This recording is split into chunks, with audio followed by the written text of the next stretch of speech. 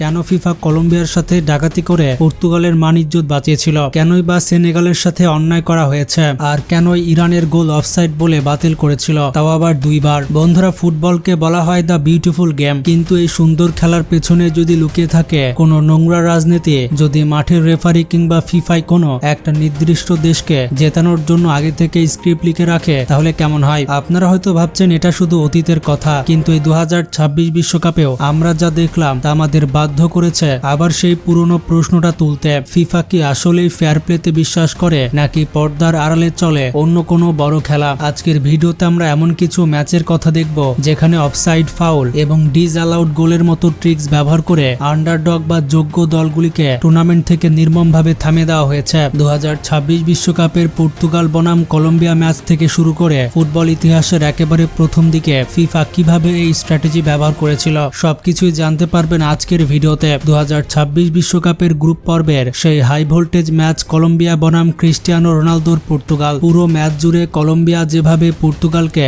ইজ্জতহানি করেছে তা এক কথায় অবিশ্বাস্য ছিল। তারা মোট 26টি শট নিয়েছিল এবং পর্তুগিজ গোলকিপার দিয়াগো কস্তা একাই 6টি নিশ্চিত গোল বাঁচিয়েছে। কিন্তু ম্যাচের আসল নাটকটা হয়েছিল একেবারে শেষ মুহূর্তে 91 মিনিটে। তখনই দৃশ্যপটে হাজির হলো সেমি অটোমেটেড অফসাইড টেকনোলজি আর VAR। স্ক্রিনে যখন লাইন টানা হলো, সারা দুনিয়ার ফুটবল ফ্যানরা স্তব্ধ হয়ে গেল যে অফসাইডের দাগ কিভাবে ডিবক্সের সোজাসুজি না হয়ে বাঁকা হয়। এতদিন অনেক পর্তুগালের ফ্যানরা বলতো আর্জেন্টিনাকে কোনো কারণ ছাড়াই পেনাল্টি দেয়। আজ তাদের মান ইজ্জত বাঁচাতে সেই ফিফায় পর্তুগালের পক্ষ হয়ে সিদ্ধান্ত দিল, না হলে মান ইজ্জত গিয়েছিল।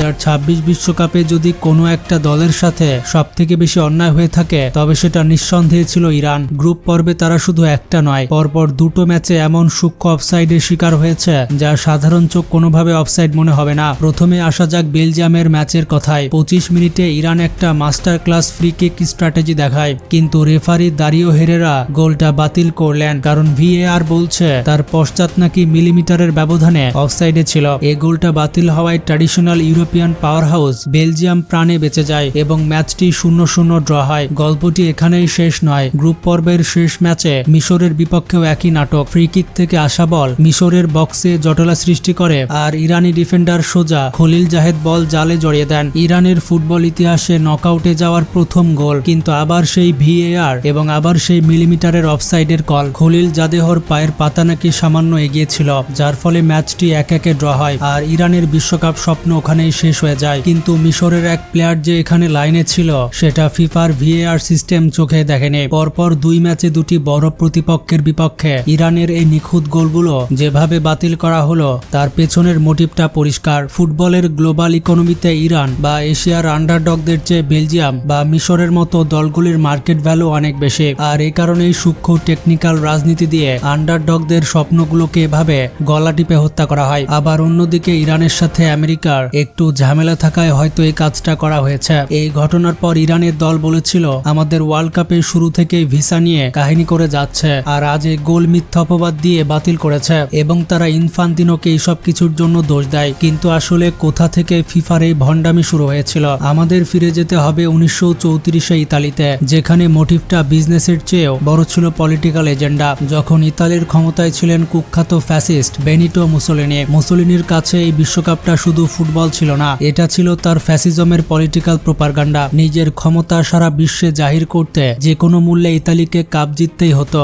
আর এর জন্য ফিফার অফিসিয়ালদের এবং রেফারিদের উপরে সরাসরি প্রাণের হুমকি ছিল। সব থেকে বড় কেলেঙ্কারিটা ঘটেছিল কোয়ার্টার ফাইনালে স্পেনের বিপক্ষে। ইতালির খেলোয়াড়রা মাঠে ফুটবল খেলছিল না, তারা খেলছিল রেসলিং। স্পেনের একের পর এক খেলোয়াড়কে ফাউল করে রক্তাক্ত করা হচ্ছিল, কিন্তু রেফারি রেনে মার্সেট সম্পূর্ণ অন্ধ সেজে রইলেন। সব থেকে বড় ট্রিক্সটা রেফারি করলেন যখন স্পেনের সম্পূর্ণ দুইটি বৈধ গোল তিনি বাতিল করে দিলেন। কোনো কারণ ছাড়াই তিনি অফসাইড এবং ভুয়া ফাউলের অজুহাত দিয়ে স্পেনের জয় কেড়ে নিয়েছিলেন। মুসোলিনির পলিটিক্যাল এজেন্ডা সফল করতে ইতালি ম্যাচটি 1-0 গোলে জিতে যায় এবং পরবর্তীতে চ্যাম্পিয়ন হয়। কিন্তু রেফারি মার্সেটের এই পক্ষপাতিত্ব এতটাই নগ্ন আর লজ্জাজনক ছিল যে তিনি যখন সুইজারল্যান্ডে ফিরে যান, সুইস ফুটবল ফেডারেশন তাকে আজীবনের জন্য ব্যান করে দেয়। এটাই ছিল ফুটবলের ইতিহাসের প্রথম ম্যাচ যেখানে পলিটিক্যাল পলিটিক্যাল প্রেসারে রেফারিকে সরাসরি ব্যবহার করে একটা দেশকে জেতানো হয়েছিল। আধুনিক ফুটবলের ইতিহাসে যদি কোনো কলঙ্কিত বিশ্বকাপের কথা বলতে হয় তবে সেটা 2002 সালের কোরিয়া জাপান বিশ্বকাপ। হোস্ট কান্ট্রি দক্ষিণ কোরিয়াকে সেমিফাইনালে তোলার জন্য রেফারি যা করেছিলেন তা ফুটবল বিশ্ব কোনোদিন ভুলবে না। এখানে ফিফার মূল উদ্দেশ্য ছিল হোস্ট কান্ট্রি হাইপ এবং এশিয়ান ফুটবল মার্কেট ওপেন করা। একটা বিশ্বকাপে যদি আয়োজকদের শুরুতে বাদ পড়ে যায় তবে পুরো টুর্নামেন্টের লোকাল হাইপ, টিকিট বিক্রি আর স্টেডিয়ামের দর্শক কমে যাবে। তাই দক্ষিণ কোরিয়াকে টিকে রাখার মিশন শুরু হয়। ইতালির বিরুদ্ধে যখন কোরিয়া মাঠে নামে তখন ইতালির স্টার ফ্রান্সেসকো টট্টিকে পেনাল্টি বক্সে ফাউল করা হলেও রেফারি উল্টো তাকে ড্রাইভ দেওয়ার অজুহাতে ডাবল ইয়েলো কার্ড দিয়ে মাঠ থেকে বের করে দেন।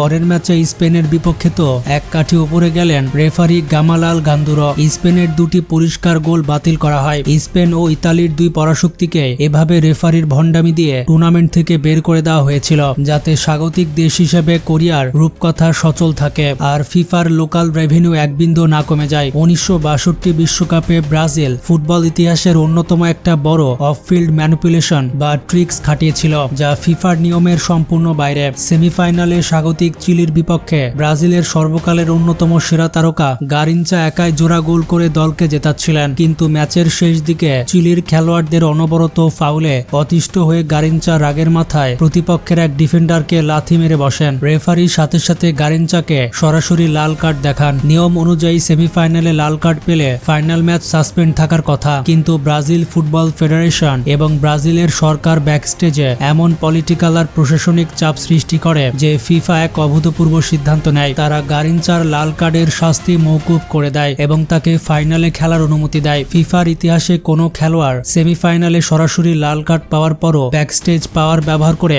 ফাইনাল খেলে কাপ জিতে যাওয়ার এমন ইল্লিগাল উদাহরণ আর একটিও নেই। কিন্তু এর থেকেও ভয়ঙ্কর ছিল 1978 সালেও আর্জেন্টিনার সামরিক জান্তা সরকারের আমলে পেরুর বিপক্ষে আর্জেন্টিনার 6-0 গোলের জয়, যা আজ পর্যন্ত ফুটবলের সবথেকে বড় রহস্য। এখানেও ছিল দারুণ পলিটিক্স। আর্জেন্টিনার তৎকালীন স্বৈরশাসক জেনারেল ভিদেলা দেশের ভেতর তার করা সব অত্যাচার আড়াল করতে এই বিশ্বকাপ জয়কে ঢাল হিসেবে ব্যবহার করতে চেয়েছিলেন। আর্জেন্টিনার ফাইনালে যেতে 4 গোলের ব্যবধানে জিততে হতো, আর পেরুর গোলকিপার যিনি নিজে আর্জেন্টাইন বংশোদ্ভূত ছিলেন সেই ম্যাচে যেভাবে গোল খেয়েছিলেন তা নিয়ে ম্যাচ ফিক্সিং এর বড় প্রমাণ পরবর্তীতে পাওয়া যায়। আবার 1982 বিশ্বকাপে কুয়েত বনাম ফ্রান্স ম্যাচেও আরো বড় ঘটনা ঘটে। ফ্রান্স গোল করার পর কুয়েতের খেলোয়াড়রা দাবি করে তারা গ্যালারি থেকে বাঁশির আওয়াজ শুনে থেমে গিয়েছিল। কুয়েতের ফুটবল অ্যাসোসিয়েশনের প্রেসিডেন্ট, যিনি রাজ পরিবারের সদস্য ছিলেন, সরাসরি মাঠে নেমে আসেন আর খেলা বন্ধ করার হুমকি দেন। এখানে মোটিভ ছিল রয়্যাল পাওয়ার এবং ইনফ্লুয়েন্স। অবিশ্বাস্যভাবে রেফারি সেই রাজকীয় চাপের মুখে পড়ে ফ্রান্সের সেই বৈধ গোলটি বাতিল করে দিয়েছিল। 1934 সালের ফ্যাসিস্ট ইতালির গায়ের জোরে রেফারিং থেকে শুরু করে 2026 সালের মডার্ন VAR যুগ বদলেছে, প্রযুক্তির উন্নয়ন হয়েছে, কিন্তু বড় দল বিলিয়ন ডলারের ব্রডকাস্ট বিজনেস কিংবা পলিটিক্যাল এজেন্ডাকে সুবিধা দেওয়ার জন্য এই কৌশল বা ট্রিক্সগুলো কিন্তু অবসান ঘটেনি। তো ফিফার এই সকল কর্মকাণ্ড সম্পর্কে আপনার কি মতামত কমেন্টে জানান। ভালো থাকবেন, টেক কেয়ার।